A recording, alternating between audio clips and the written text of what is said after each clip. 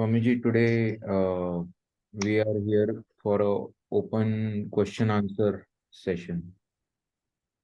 So, So, anybody having any question, we can. no, first I will ask the questions. Okay, Swami. Yes. That is the very important questions for all. We take the name of the Lord. ईश्वर को नाम लेता, ईश्वर का भजन करता हूँ, सब कुछ करता हूँ, लेकिन कभी कभी हमारा सामने तो मुसीबत आ जाता है, प्रॉब्लम आ जाता है, तब सब गड़बड़ हो जाता है। ईश्वर का नाम तो कब गायब भी हो जाता है। एक दिन एक साधक ने गुरु जी की पूछा कि हम तो बहुत मेहनत करता हूँ, कभी प्रॉब्लम आ जाता है तो सब गायब हो जाता है, सब डिस्टर्ब हो जाता है, ये क्यों हो रहा है? इसका साइंटिफिक रीजंस क्या है, किस कारण से ऐसा हो रहा है? तो उन्होंने अच्छे ढंग से जवाब दिया है कि देखो, you are taking the name, that means you have started, take the name of the god lord, bhajan, something you are doing. It is starting in your life. But हमारा जो जीवन है, लाइफ स्पैन, जैसा मैं चल रहा हूँ, वो तो हमारा जो चलने का तरीका, सोचने का तरीका, बिहेव करने का तरीका, वो तो हमारा एक स्टोर है पिछले जन्म का, वहां से आता है। तो उन्होंने और अच्छी तरह से बताया कि देखो, गांव में जाओ, जब वो धान क्या करता है, धान को एक कलेक्टर बना के अच्छा जगह में स्टोर करके रखता है, क्यों? जब धान नहीं होता है उस समय उससे धान लेके खाना खा। तो ऐसा करके स्टोर करके रखा है, वो साल भर चलेगा जब तक खेती से नया धान नहीं आ रहा। तो अभी हमारा जिंदगी में हाँ ईश्वर का नाम लिया है, लेने शुरू किया, मतलब काम कार्य कुछ भी, just start, but you can not expect result immediate. तो अभी तो मैंने कर्म शुरू किया, ईश्वर का नाम, भजन, अच्छे काम, अच्छी विचार लाने की कोशिश किया। इसका मतलब नहीं है अभी तुम्हारा फसल रिजल्ट आ जाए। तो हमारा अभी जो रिजल्ट आ रहा है वो पुराना कर्म, जैसा नाम लेते लेते कोई विचार आ गया, कोई परेशान आ गया, हम भटक जाए। You have to wait for fasal, the result of new karma. जैसा अरबी अच्छी तरह से बताता है कि एक आदमी ने एक मन धान लेके खेती में लगा दिया, तो जो निंदुक है वो कह रहा है, अरे तुम क्या बर्बाद कर दिया, एक धान को पिसाई करने से एक मन धान को कितना दिन चलता था? तो उन्होंने जवाब दिया, अरे एक मन धान से मैं तो 60 months धान हम लेंगे, लेकिन इंतजार करना पड़ेगा। कितना दिन? धान का जो समय होता है 4 months or 5 months. So you have to wait for the 5 months to get return for the sowing, the spreading the new that. तो ऐसा यू हैव टू वेट, मतलब अभी हम कर्म किया है, कर्म का तो रिजल्ट अभी अभी नहीं हो सकता। पुराना कर्म से हम विचलित हो जाता है, डिस्टर्ब हो जाता है जब प्रॉब्लम आता है। तो इसके नाजुक होने का डरने का कोई बात नहीं, ऐसे चलते रहता है, होता है।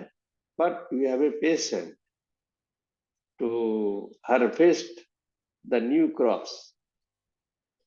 जो अभी तुमने अच्छा काम किया, अच्छा कर्म बुआ है, तो उसका फल तो मिलना ही पड़ेगा, लेकिन यू हैव टू वेट। कितना दिन वेट करेगा ये नहीं बात है, लेकिन यू हैव टू वेट।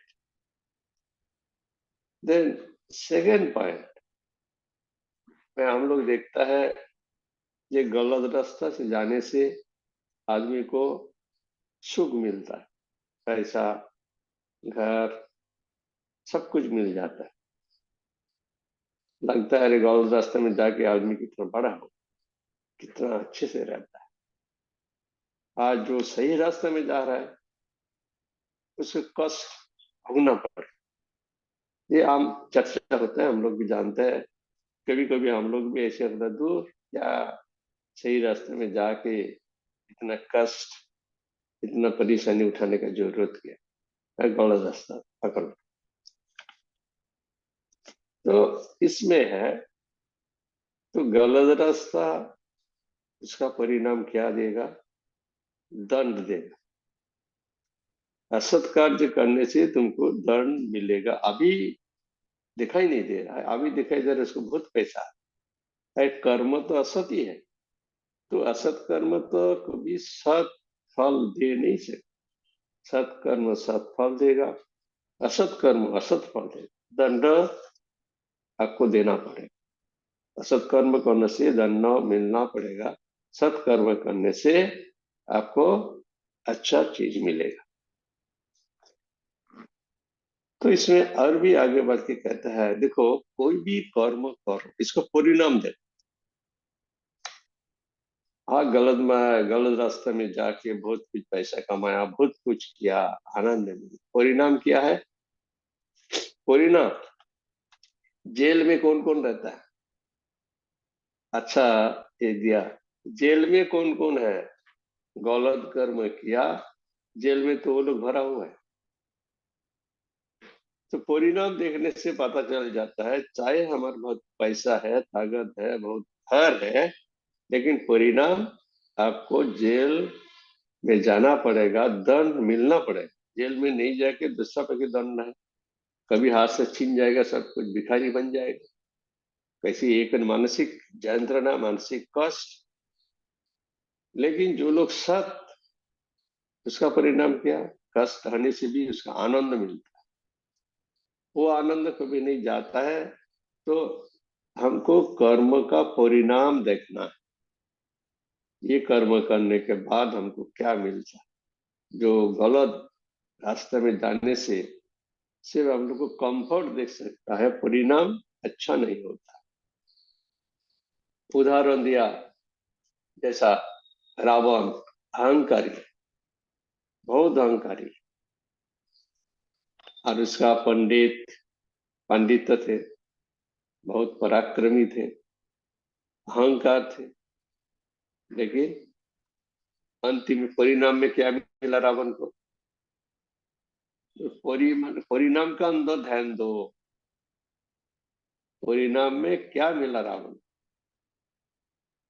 तो निंदुक जो है, वो तो उपहास करता है। तो ऐसा रावण है, तो पांडव का भी देखो, वनवासी रहे, कितना दुख कष्ट मिला, लेकिन सिंहासन किसको मिला परिणाम में? परिणाम क्या हुआ? तो हम लोग हमेशा परिणाम के दृष्टि रहेगा, तो if you always are focus mind the parinam, end of this karma. तो हम लोग का अंदर इतना पेशेंट रहना चाहिए, जी हम नया कर्म किया, new getting taking the name of the Lord, bhajan, everything the new कर्म, तो उसका फल आने, उसका रिजल्ट आने टाइम लगेगा, परिणाम आने के टाइम लगेगा। ऐसा सोच के we should continue this path, एक द राइट पाथ। परिणाम ने हमको क्या मिल सकता है? तो कभी कभी माइंड भी थोड़ा डिस्टर्ब हो जाता है नाम करते करते, तो माइंड को ऐसा समझाना पड़ेगा, नो, एटलीस्ट परिणाम, result is good ultimately. Now result is chief, बहुत कंफर्ट है बट नॉट हैप्पी। कोई वस्तु आपको कंफर्ट दे सकता है, हम अच्छा वाला जैसा मान लो राजा कितने बड़े सिंहासन में बैठा है, तो ये चेयर, अच्छा चेयर की उसका मन में सुख देख सकता है, very costly chair, comfortable chair, उसका राजा का मन में सुख, और जो नीचे बैठे है उसका मन में दुख, ये नहीं है। राजा अपना चेयर में बैठा है, उसको बॉडीली कंफर्ट मिलता है, मिल सकता है, सुख नहीं मिल सकता, सुख तो मन के कंडीशन। और जो नीचे बैठा है, जिसका चेयर नहीं, ऐसा बैठ, these are physical comfort and physical pain, but happiness is different from this physical pain and physical comfort. सुख मन का है। तो हम लोग का जब मन में ऐसा स्थिति आ जाता है, कभी कभी सबको होता है, साधन भजन में भटके जाता है, डिस्ट्रैक्ट हो जाता है, तो हिम्मत नहीं हारना है। अरे ठीक है, मन की आदत ऐसा है, मन परिणाम तो हमारा अच्छा रहे, अभी डिफिकल्ट हो रहा है।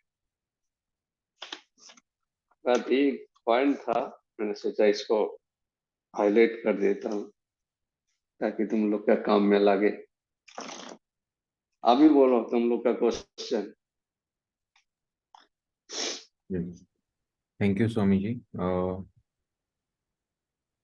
Reddy ji, Akhil, any question? Maharaj question नहीं है, बट ये क्वेश्चन बहुत रिलेवेंट है, और आपने जो डिस्कस किया बिल्कुल इंकरेजिंग है। इनफैक्ट मैं तो इस तरीके से भी समझता हूँ कि जो बिगिनर्स हैं या स्टार्ट कर चुके हैं, थोड़े दिन तक मुझे लगता है ये क्वेश्चन आ सकता है। उसके बाद तो बेनिफिट ही बेनिफिट है अच्छा रास्ते पे चलने पर भगवान का नाम है। तो एक वर्डली एग्जाम्पल के तरीके से ले सकते हैं कि जैसे बैंक हमको कहता है कि आप पैसा हमारे पास डिपॉजिट करो, हम उस पर आपको इंटरेस्ट देंगे। तो जब मेरा जॉब शुरू हुआ तो मैं थोड़ा ही पैसा जमा करता था, तो मुझे थोड़ा ही इंटरेस्ट आता था। बाद में धीरे धीरे करके जब मेरा डिपॉजिट बढ़ गया तो मुझे बड़ा इंटरेस्ट मिलने लग गया। So like wise this also, कि जब हम अच्छा खासा काफी समय तक साधन भजन कर लेंगे तो अपने आप मन एक कंफर्ट में आ जाएगा। फिर हम कुछ नया मान लीजिए नहीं भी कर पाते, किसी दिन नया डिपॉजिट नहीं कर पाते, तब पर भी हमको जो पहले पास्ट कर्म किया है उसका एक बेनिफिट तो मिल रहा है, और जो पहले किया है वो और मोटिवेट करता है और अच्छा काम करता है। तो इट में टेक टाइम, बट अल्टीमेटली मन पे जो आध्यात्मिक शांति, जो सुख मिलता है, वो जिस दिन हमको टेस्ट लग जाएगा अच्छे तरीके से, तो फिर छोड़ेगा नहीं। जैसे ठाकुर की एग्जाम्पल है मयूर का, वो सील देते हैं उसको, तो वो छोड़ता नहीं। तो ऐसा ठीक ही मुझे लगता है बताया। टेस्ट देता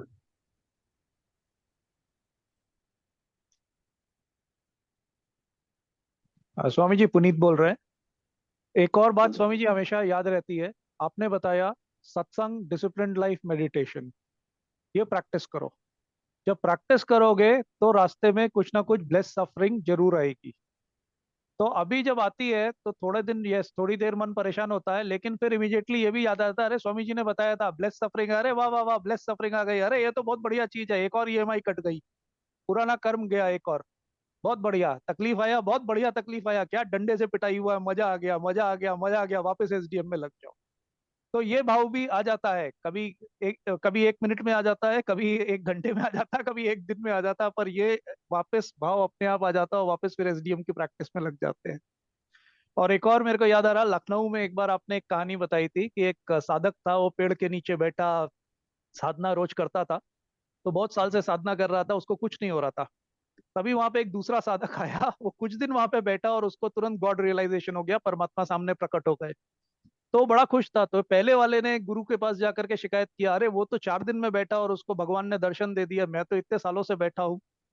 तो फिर आनंद भाई का मेरे को याद आ रहा है, उन्होंने बड़े अच्छे से इस बात को कहा था, आपने भी कहा था कि गुरु ने कहा कि अरे भाई तुमने अभी शुरुआत की है, उसका पिछले जन्म का वो कर्म है, तुम्हारा तो फाइल अभी खुला है। ये फाइल वाला बात आनंद भाई ने कहा था उस समय क्लास में, कि तुम्हारा तो फाइल अभी खुला है, अभी तो हाँ हाँ प्रैक्टिस हाँ, करो, आगे देखा जाएगा। तो हम बिल्कुल लोग तब, इट बिल्कुल वाज अ याद है। Very very blissful moment for all of us. तो ये बातें कभी नहीं भूलती हैं, ये हमेशा याद रहती है। Thank you so much. Thank you. अच्छा, तो सत्संग का बारे में बताता हूँ, एक सेकंड। सत्संग कहता है, तो मैंने कल एक जगह में डिवोटीज लोग को क्लास ले रहा था, तो उसमें मैंने सत्संग का थोड़ा क्लियर से डेफिनेशन दिया। सत्संग का मतलब अच्छी किताब पढ़ना, जैसा सत्संग सभा होता है, कुछ ये होता है, हम लोग सत्संग नाम से जाना जाता है। कहाँ जा रहा है? सत्संग करने के लिए। कुछ धार्मिक बात चलता रहता है, आध्यात्मिक बात चलता रहता है। तो मैंने कहा ना, मैंने एक जगह में पढ़ा था, सत्संग का मतलब जानना नहीं है, पढ़ना नहीं है, बा अच्छी किताब पढ़ना नहीं है। सत्संग का मतलब सत का इम्पोर्टेंस देना जीवन में। हम तो बहुत पढ़ते रहते हैं, लेकिन सत को गुरुत्व इम्पोर्टेंस नहीं देता लाइफ। जब बाद आता है तो संसार को गुरु इम्पोर्टेंस दे देता है, सत को नहीं देता है, जो सही है। ये मैंने डेफिनेशन ऐसा रखा, सत्संग का मतलब सत को इम्पोर्टेंस देना, गुरुत्व देना अपना जीवन में। क्या क्लियर है? वेरी नाइस, वेरी तो भूल नाइस। जाते हैं। Very very beautiful, very beautiful, मजा आ गया। बहुत अच्छा महाराज बहुत अच्छा, बहुत सुंदर। कल ही जी। मैंने एक क्लास में बताया था सत्संग के बारे में। तो बहुत मैंने सुंदर। स्वामी जी जीवन आप में ही के शब्द हैं, आप ही के शब्द रिपीट कर रहा हूँ। आपने खार में आप आए थे, जब पोर्ट ब्लेयर से आए थे, तब आपने बताया था, there is one truth and that only, नहीं sorry, there is one truth. Sorry, मैं भी याद करता हूँ, पूरा सेंटेंस याद करता हूँ, मैं दोबारा से बोलता हूँ एक।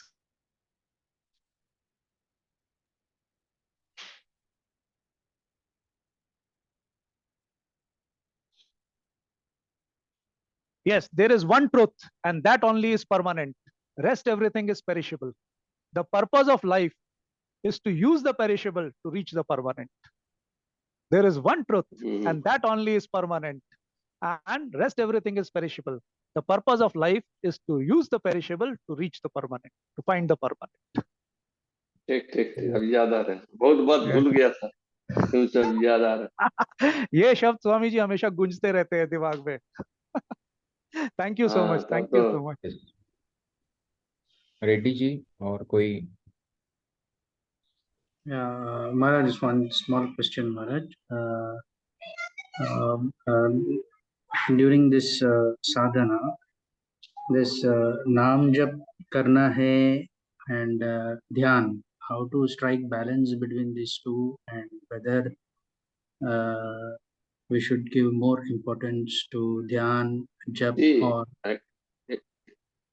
ठीक है, आई गॉट योर क्वेश्चन। इसी पहले जप, इसके बाद ध्यान। देखो, ध्यान जब करेगा, very difficult.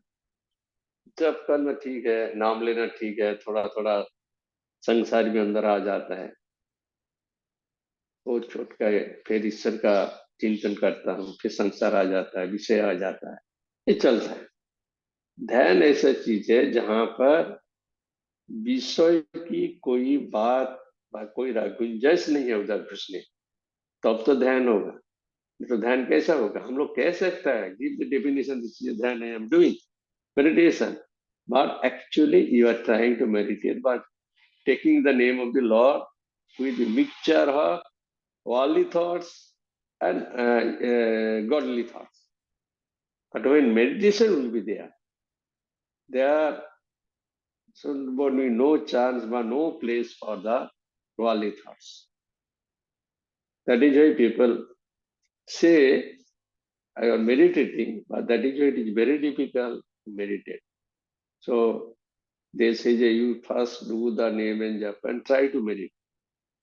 Meditation, that moment will come when no worldly thoughts will be there in the mind, except God.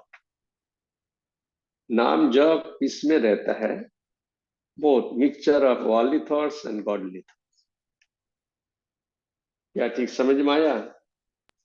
Yes, Maharaj. Thank you. Yes, Swami. आनंद कुछ नहीं पूछ रहे, क्या बात? आनंद तो है ना, नहीं है? हूँ महाराज, प्रणाम महाराज। ऐसा नहीं है महाराज, ऐसा इस समय आप लोग को सुन के अच्छा लग रहा है।